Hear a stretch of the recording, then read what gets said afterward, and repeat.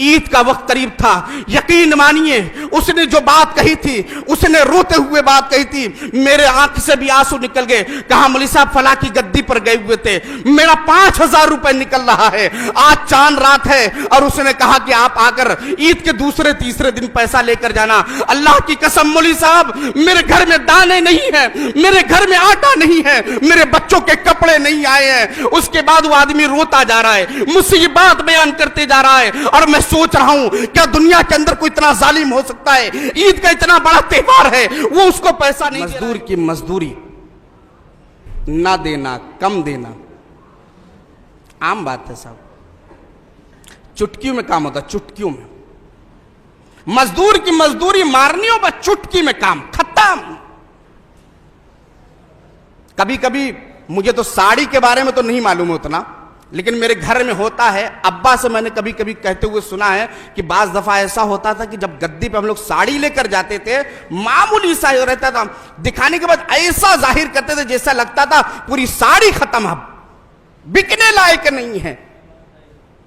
और आज भी वही मामला है, दिखाइए साड़ी, क्या किया साहब आपने, ये क्या कर दिया, खत्म आधी मजदूरी। हो रहा है कि नहीं हो रहा?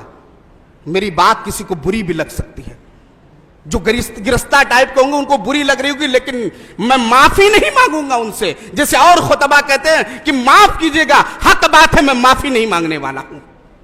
आप बुलाएं ना बुलाएं, मेरी तकरीर दोबारा कराएं ना कराएं, काबे की रब की कसम माफी नहीं मांगूंगा आपसे, क्योंकि आपने गरीबों का हक मारा है, आपने मजदूरों का हक मारा है। वो साड़ी जिसने इतनी मेहनत के साथ उसको बनाया, वो सजा कर लेकर आपके पास आया और उसके बाद आपने कह दिया कि आपको पैसा नहीं दूंगा।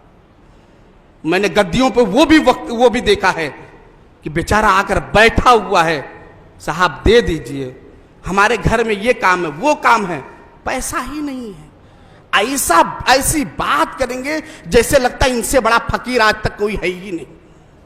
और उनसे मजदूर के जाते ही जो साड़ी लेकर आया, एक साड़ी लेकर आया, 1000 रुपए मजदूरी होगी, लेकिन मजदूरी देने के लिए उसके पास पैसा नहीं। वो मजदूर जाता है, उसके दिल पर क्या बीतती होगी वही जानता होगा, वो घर की तरफ कदम कैसे बढ़ाता होगा वही जानता होगा। लेकिन उसके जाने के बाद मैंने वो भी मंजर देखा है, वो जैसे ही गया अपने लिए ठंडा मंगाते हैं, अपने लिए कोल्ड ड्रिंक मंगा रहे हैं, अपने लिए मुर्गे मंगा रहे हैं, 2-3 हजार रुपए वही खत्म हो गए। लेकिन जरा गौर कीजिए, वो गरीब आदमी जो आया होगा, हो सकता उसके घर खाने के इंतजाम ना हो सकता है त्योहार करीब हो, ईद के वक्त करीब हो, तो उसने कपड़े के लिए कुछ सोच कर रखा होगा, अपने बच्चों के लिए कुछ सोच कर रखा होगा।